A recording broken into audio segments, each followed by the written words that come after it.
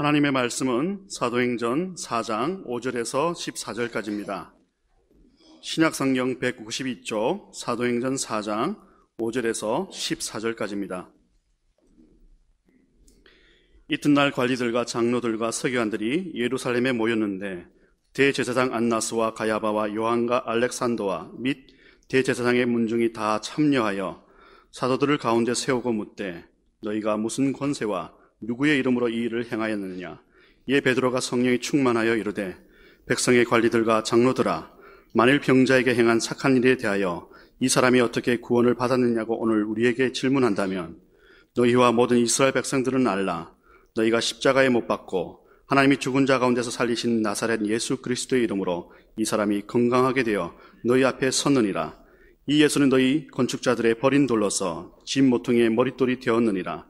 다른 이로서는 구원을 받을 수 없나니 천하 사람 중에 구원을 받을 만한 다른 이름을 우리에게 주신 일이 없음이라 하였더라. 그들이 베드로와 요한이 담대하게 말함을 보고 그들을 본래 학문 없는 범인으로 알았다가 이상히 여기며 또 전에 예수와 함께 있던 줄도 알고 또 병 나은 사람이 그들과 함께 서 있는 것을 보고 비난할 말이 없는지라. 아멘.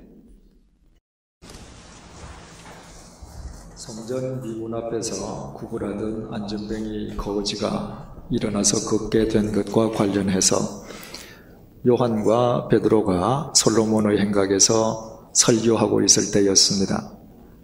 느닷없이 현장에 나타난 유대교 지도자 집단이 두 사도를 체포해서 구금시켜 버렸습니다. 이튿날이 되자 유대교 최고의사 결정 기구인 산헤드린 의회가 법정을 소집했습니다. 그들은 두 사도를 한가운데 세워놓고 대체 무슨 권세와 누구의 이름으로 안전뱅이를 치유하고 예수 부활 운운하는지 엄히 물었습니다. 그에 대해 베드로가 조금도 주저하지 않고 답변을 했고 우리는 지난 2주 동안 그 답변 내용에 대해 상세하게 살펴보았습니다. 베드로의 답변이 끝났을 때의 상황을 본문 13절이 전해주고 있습니다. 그들이 베드로와 요한이 담대하게 말함을 보고 그들을 본래 학문 없는 범인으로 알았다가 이상히 여기며, 산헤드린 의회를 구성하고 있는 유대교 최고 지도자들은 베드로의 답변이 다 끝났을 때 모두 이상하게 여겼다는 것입니다. 우리말 이상하다로 번역된 헬라어 다우마조는 깜짝 놀랐다, 경탄했다, 이런 뜻을 지니고 있습니다. 그들은 두 사도를 불러놓고 다시는 예수 부활 운운하지 못하도록 엄히 다스리기 위해 그들을 소환했었습니다. 하지만 베드로의 답변이 다 끝났을 때 그곳에 모여있던 유대교 최고 지도자들이 깜짝 놀라며 경탄했다는 것입니다. 그 이유는 첫 번째는 두 사도가 유대교 최고 지도자들이 상상할 수 없을 정도로 담대하게 말을 했기 때문이었습니다. 대제사장 안나스와 가야바 가문이 장악하고 있던 당시의 산헤드린 의회는 진리와 진실을 규명하기 위한 집단이 아니었습니다. 산헤드린 의회를 구성하고 있는 의원들, 즉 유대교 최고 지도자 자기 자신들의 기득권과 권위를 고수하기 위한 제도적인 수단에 지나지 않았습니다. 그들은 자신들의 기득권에 조금이라도 도전하는 자가 있으면 율법을 도구 삼아 하나님의 이름으로 가차없이 제거해 버렸습니다. 그 가장 좋은 예가 그들이 앞장서서 예수 그리스도를 십자가에 못 박아 죽여버린 것입니다. 그들이 보기에 나사렛 빈민 출신 주제에 스스로 하나님의 아들을 칭하는 예수는 기층민들을 선동해서 기득권을 보장해주는 자기 자신들의 위치를 지켜주는 기존 사회 제도와 질서를 정복하려는 위험 인물로만 간주되었기 때문입니다. 그리고 그것이 지금 두 사도들을 산헤드린 의회에 소환한 이유이기도 했습니다. 이처럼 산헤드린 의회 의원들은 자신들의 기득권을 위협할 만한 인사들은 하나님의 율법으로 가차없이 제거해버렸기에 누구든지 그 법정에 피고인으로 소환되기만 하면 산헤드린 의회 의원들의 심기를 건드리지 않기 위해서 눈치를 보고 조심할 수밖에 없었습니다. 그런데 두 사도는 전혀 달랐습니다. 본문 8절에 의하면 베드로는 유대교 최고 지도자들을 향해서 백성의 관리들과 장로들이여라고 불렀습니다. 우리말 관리로 번역된 아르코는 당시 대제사장과 그에 걸맞는 최고위직 인사에 대한 호칭이었습니다. 장로는 유대인들의 지파 혹은 지역의 대표 아니면 원로에 대한 칭호입니다. 베드로가 그들을 백성의 관리들과 장로들이라고 부른 것은 물론 그들에 대해서 예의를 갖추기 위함이었습니다. 중요한 사실은 베드로가 그들에게 예의를 갖추면서도 그들을 존경하는 관리들, 존경하는 장로들이라고 부르지 않고 헬라어 문법상 소유격 형태를 사용해서 백성의 관리들과 장로들이라고 호칭했다는 사실입니다. 당시 산헤드린 의회 의원들은 백성의 주인이 되어서 백성 위에 마구 군림하고 있었습니다. 그들에게 백성은 자기 자신들의 목적을 성취시켜주는 단순한 수족에 지나지 않았습니다. 그들을 향해 베드로는 너희들은 백성의 관리들이요 장로들이라고 부른 것입니다. 너희들은 백성 위에 군림할 백성의 주인이 아니라 너희는 백성에게 속한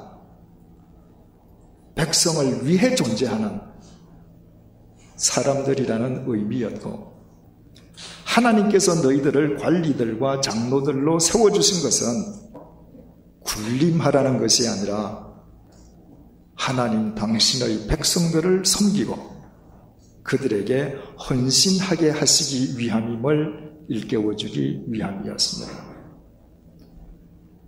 그리고 이어진 베드로의 답변 역시도 전곡을 찌르는 내용이었습니다. 산헤드린 의회 의원들은 베드로에게 도대체 무슨 권세와 누구의 이름으로 그런 일을 벌였는지를 물었습니다. 그들의 관심은 오직 결과뿐이었습니다. 그들은 결과에 대한 책임 추궁에만 혈안이 되었을 뿐 그 결과가 이르기까지 동기와 과정이 시사하는 문제의 핵심을 보려 하지는 않았습니다. 그에 대한 베드로의 답변 또한 가히 압권이었습니다. 본문 10절을 주목해 보시겠습니다. 너희와 모든 이스라엘 백성들은 알라. 너희가 십자가에 못 박고 하나님이 죽은 자 가운데서 살리신 나사렛 예수 그리스도의 이름으로 이 사람이 건강하게 너희 앞에 섰느니라. 베드로는 결과에만 관심을 갖고 있는 그들의 질문에 예수 그리스도에 의해 그런 일이 이루어졌다고 결과에 대해서만 언급한 것이 아니었습니다. 베드로는 너희가 십자가에 못 박고 하나님께서 살리신 나사렛 예수 그리스도에 의해 그 일이 밝혀졌음을 증거하므로 바로 유대교 최고 지도자들이 지니고 있는 문제의 핵심을 지적해 준 것이었습니다. 너희들이 아무리 유대교 최고 지도자로 그 자리에 앉아 있어도 너희들은 예수 그리스도를 십자가에 못 박아 죽인 죄인이라는 것입니다. 너희들이 아무리 거룩한 성의를 걸치고 거룩한 직책을 지닌 채 거룩한 자리에 앉아 있어도 너희들은 하나님의 대적이라는 것입니다. 너희가 못 박아 죽인 예수 그리스도를 하나님께서 다시 살리셨다는 것입니다. 너희들의 필요에 의해서 아무리 진리를 못 받고 멸절하려 해도 하나님 안에서 진리는 언제나 영원하다는 것입니다. 너희가 아무리 하나님을 대적해도 너희는 결단코 하나님을 이길 수 없다는 것입니다. 너희들이 십자가에 못 박고 부정하려 한 예수 그리스도, 그분만 부활하신 생명의 구주시라는 것입니다. 바로 그 예수 그리스도께서 너희가 단지 안전뱅이라는 이유만으로 이스라엘 회중에 들어오는 것조차 금지했던 그 안전뱅이 그린을 영육간에 치유해 주시고 구원해 주셨다는 것입니다. 누구든지 예수 그리스도 안에 있으면 그처럼 구원을 얻을 수 있다는 것이었습니다. 유대교 최고 지도자들, 너희들 역시 그분을 말미암지 않고는 구원을 얻을 수 없다는 의미였습니다. 믿음은 각자 자기에게 주어진 자리를 지키는 것입니다. 유대교 최고 지도자들은 하나님과 백성을 받들어 섬겨야 할 자신들의 자리를 스스로 이탈해서 하나님과 백성 위에 군림하고 있었습니다. 사도 베드로는 그 잘못을, 그 문제의 핵심을 정확하게 지적해 주었던 것입니다. 유대교 최고 지도자들이 자신들이 죄인으로 간주해서 산헤드린 법정에 소환한 사람으로부터 오히려 자신들의 잘못을 공개적으로 지적받으리라고는 상상치도 못했을 것입니다. 아마 그것은 그들의 평생 처음으로 경험하는 일이요, 베드로의 지적에 그들의 간담이 서늘해졌을는지도 모릅니다. 그래서 그들은 깜짝 놀라며 경탄하지 않을 수 없었던 것입니다. 베드로의 진술을 듣고 그들이 깜짝 놀라고 경탄할 수밖에 없었던 두 번째 이유는 그들은 두 사도를 본래 학문이 없는 범인이라고 속단하고 있었기 때문입니다. 우리말 학문이 없다로 번역된 헬라어 아그람마토스는 부정을 의미하는 접두어 아와 성경을 일컫는 그람마가 합쳐진 합성 단어입니다. 즉 성경 말씀을 모른다는 것입니다. 그리고 범인으로 번역된 헬라어 안드로포스 이디오타이는 한 개인 혹은 서민이라는 뜻도 있지만 무식꾼이라는 의미도 있습니다. 하나님의 말씀을 자신들의 전유물인 양 착각하고 있던 유대교 최고 지도자들은 갈릴리 빈민 출신의 두 사도를 하나님의 말씀에는 전혀 무지한 무식꾼이라고 멸시하고 있었던 것입니다. 그 두 사람이 황당하게도 예수 부활 운운하는 것은 하나님의 말씀을 모르는 무식꾼이라고 속단하고 있었던 것입니다. 그런데 유대교 지도자들의 잘못을 과감하게 지적했던 베드로는 자기 진술의 결론을 본문 11절 12절에서 이렇게 맺고 있습니다. 이 예수는 너희 건축자들의 버린 돌로서 집 모퉁이의 머릿돌이 되었느니라. 다른 이로서는 구원을 받을 수 없나니 천하 사람 중에 구원을 받을 만한 다른 이름을 우리에게 주신 일이 없음이라. 하나님께서 예수 그리스도 이외의 구원자를 이 땅에 허락하신 일이 없음을 밝히면서 베드로가 구약 성경 시편 118편 22절 말씀을 인용한 것이었습니다. 그때까지 유대교 최고 지도자들은 그 말씀이 자신들에게 해당되리라고는 생각해 본 적도 없었습니다. 그러나 자신들이 못 박아서 제거해버린 예수를 정말 하나님께서 다시 살리셨고 그 예수만이 인류를 구원하실 메시아라면 그것은 건축자들의 버린 돌이 집 모퉁이의 머릿돌이 되었다는 시편 118편 22절 말씀과 딱 맞아떨어지는 상황이 아닐 수 없었습니다. 그것은 말씀에 통달한 사람이 아니고는 그토록 적절하게 정확하게 말씀을 인용할 수는 없는 일이었습니다. 자신들이 하나님의 말씀에 대해서 무지한 무식꾼이라고 멸시했던 두 사도가 하나님의 말씀에 관한 한 사실은 그들 위에 있었던 것입니다. 그래서 그들은 깜짝 놀라고 경탄할 수밖에 없었습니다. 아마 그것은 그들에게 엄청난 충격이었을 것입니다. 그렇다면 이제 우리가 이 본문의 장면을 머릿속에 다시 한번 찬찬히 그려보십시다. 산헤드린 의회 의원들이 위엄을 갖추고 두 사도를 소환했습니다. 다시는 예수 부활 운운하지 못하도록 그들의 입을 봉하기 위함이었습니다. 그런데 두 사도가 주눅이 들거나 전혀 위축되지 않습니다.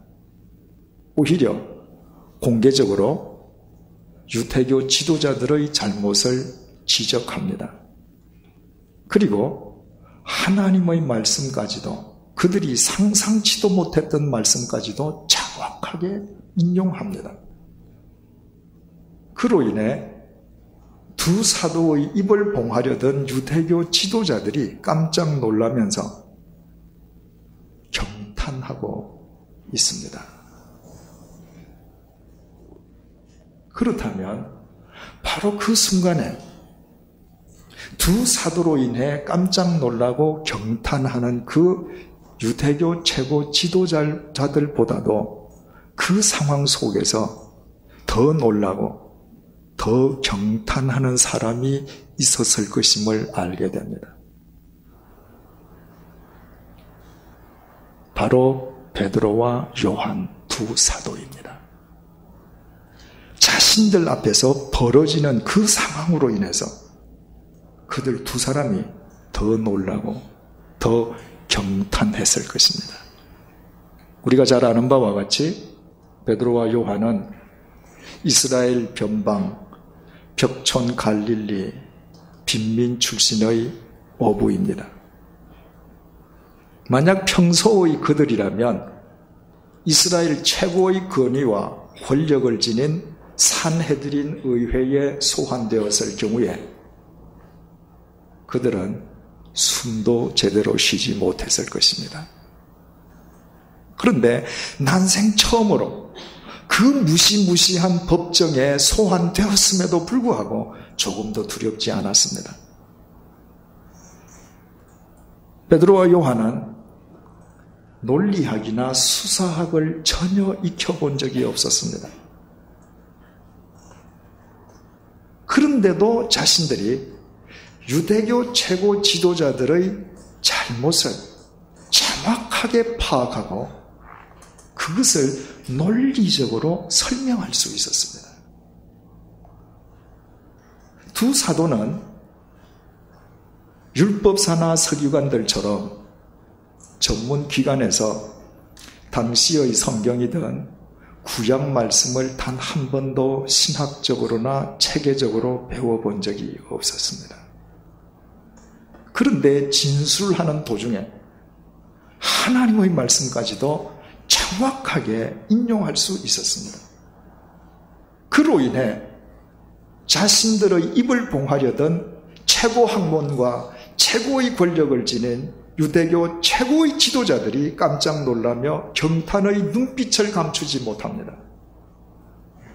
그때 자신들 앞에서 벌어진 그 상황으로 인해서 두 사도가 더 놀라고 더 경탄했을 것임은 능히 짐작할 수 있습니다. 그렇다면 두 사도가 당시 이스라엘 최고의 지도자들 뿐만 아니라 자신들 스스로도 경탄하지 않을 수 없는 그 일이 어떻게 가능할 수 있었겠습니까? 본문 8절 말씀이 그 해답을 제시해주고 있습니다. 이에 베드로가 성령이 충만하여 이르되 백성의 관리들과 장로들아, 해답은 그들이 성령 충만한 상태에 있었다는 것입니다. 바꾸어 말하면 그들이 성령의 빛 속에 있었기 때문입니다. 성령님의 빛은 세상 만물의 허상과 실상을 바르게 분별케 해줍니다. 산헤드린 의회 의원들은 백성의 생사 여탈권을 쥐고 있었기에 누구든지 그 앞에 가면 기가 꺾일 수밖에 없었습니다. 하지만 성령님의 빛 속에서 볼 때 그들은 전혀 두려워해야 할 대상이 아니었습니다. 예수님께서 마태복음 10장 28절을 통해서 말씀하셨습니다. 몸은 죽여도 영혼은 능히 죽이지 못하는 자들을 두려워하지 말고 오직 몸과 영혼을 능히 지옥에 멸하실 수 있는 이를 두려워해라. 산헤드린 의회 의원들이 성의를 입고 위세와 권위를 갖추고 앉아있지만 성령님의 빛 속에서 볼 때 그들은 고작 자신들의 육체에만 위해를 가할 수 있을 뿐인 허상들일 뿐이었습니다. 오히려 하나님과 인간 위에 군림함으로 파멸당에 마땅한 심판의 대상에 지나지 않았습니다. 그들이 자신들의 영혼에는 손가락 하나 될 수 없는 미약한 존재에 불과했습니다. 그래서 베드로는 두려움 없이 담대하게 그들의 잘못을 지적할 수 있었습니다. 예수님께서 마태복음 10장 19절과 20절을 통해 이렇게 말씀하셨습니다. 너희를 넘겨줄 때에 어떻게 또는 무엇을 말할까 염려하지 말라. 그때에 너희에게 할 말을 주시리니 말하는 이는 너희가 아니라 너희 속에서 말씀하시는 이 곧 너희 아버지의 성령이시니라. 베드로가 단 한 번도 교육기관에서 논리학이나 수사학 또는 변정수를 배워본 적이 없음에도 유태교 지도자들이 안고 있는 문제의 핵심을 정확하게 파악하고 논리 정연하게 설명할 수 있었던 것 또한 그가 의지했던 성령님의 도우심이었습니다. 예수님께서 요한복음 14장 26절을 통해서 말씀하셨습니다. 보혜사 곧 아버지께서 내 이름으로 보내실 성령 그가 너희에게 모든 것을 가르치고 내가 너희에게 말한 모든 것을 생각나게 하시리라. 베드로가 전문기관에서 율법사나 서기관들처럼 단 한 번도 구약 말씀을 체계적으로 신학적으로 배워본 적이 없음에도 불구하고 예수 그리스도께서 시편 118편 22절 말씀을 인용하여 타락한 유대교 지도자들을 질타하신 마태복음 21장 42절의 말씀, 즉 건축자들이 버린 돌이 집 모퉁이의 머릿돌이 되었다는 예수님의 말씀을 베드로가 정확하게 재인용할 수 있었던 것 역시 주님의 말씀을 기억나게 해주시는 성령님 덕분이었습니다. 학문적 지식이나 세상의 지기와는 거리가 멀어도 한참 먼 베드로가 이상에서 살펴본 것처럼 최고의 학문과 권력을 장악하고 있는 유대교 최고 지도자들을 경탄케 할 뿐만 아니라 그 자신도 자기 삶 속에 일어난 일로 인해 경탄하지 않을 수 없었던 것은 그가 전적으로 신뢰하고 의지했던 성령님으로 인함이었습니다.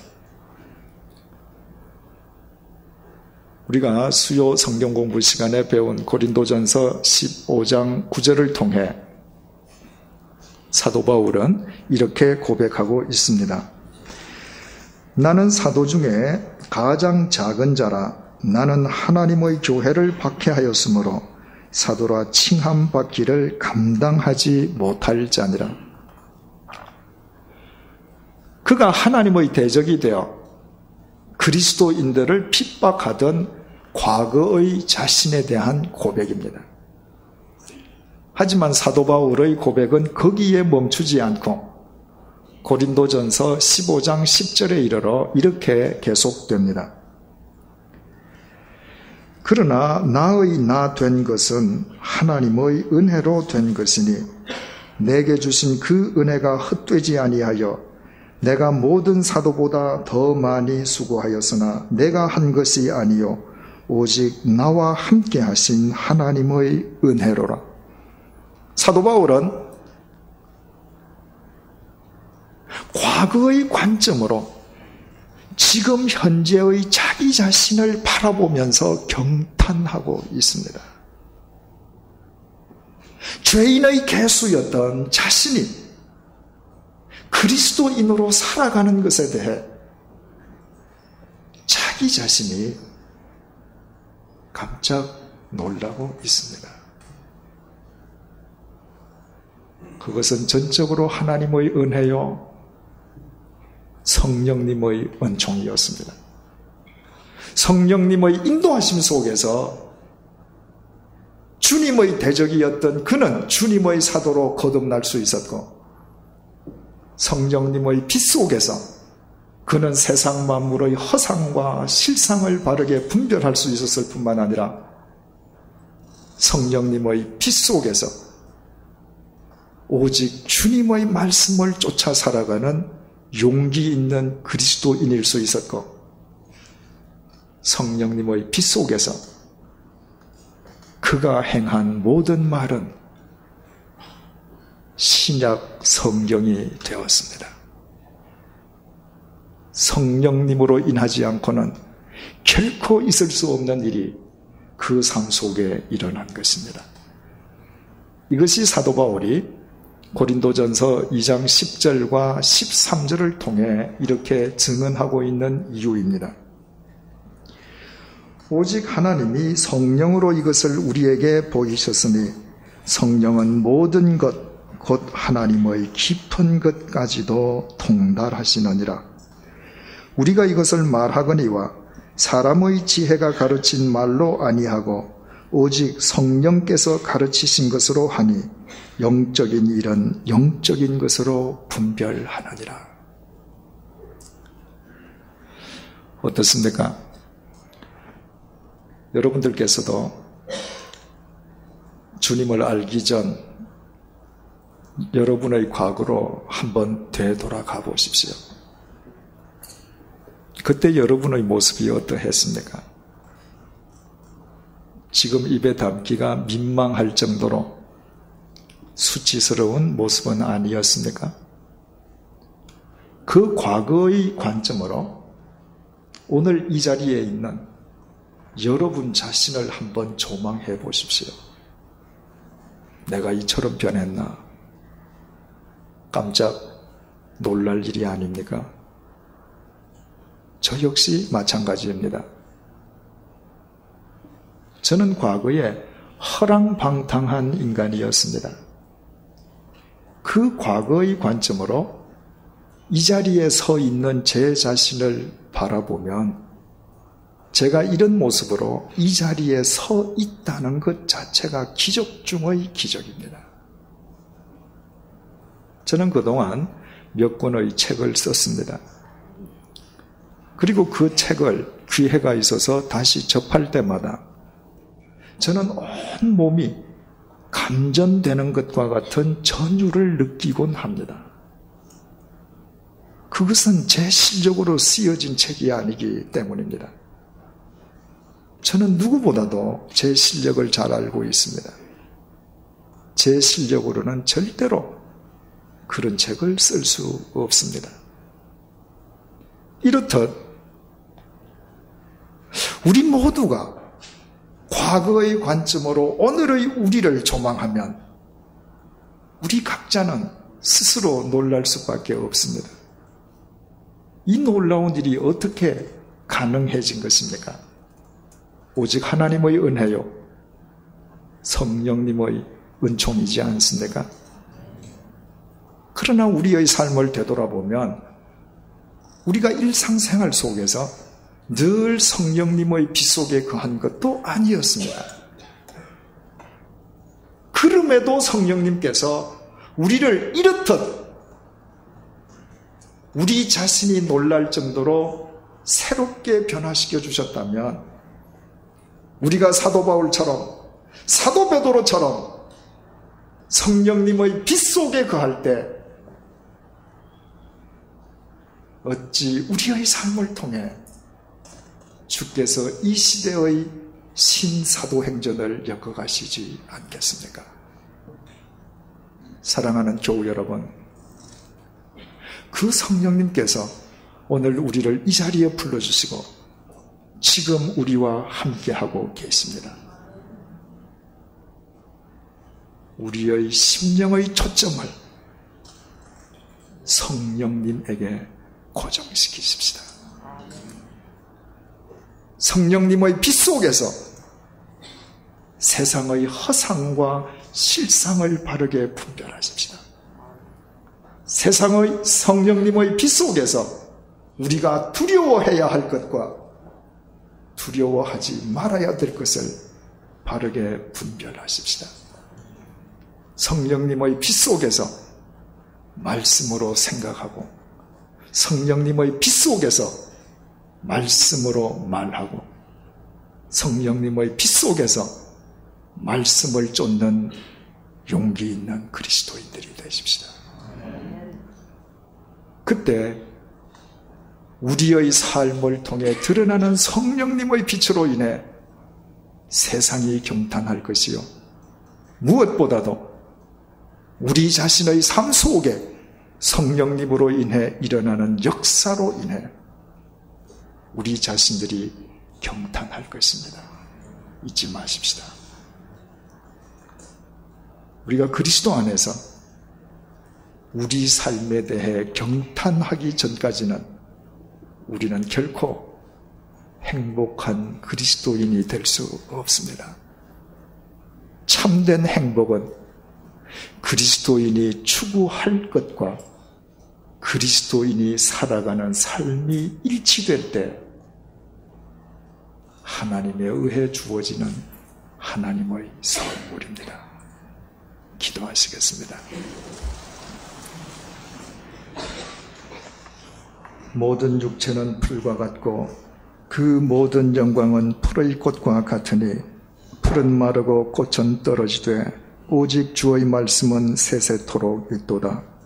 주님, 이것은 위대한 시인이나 대문호의 말이 아닙니다.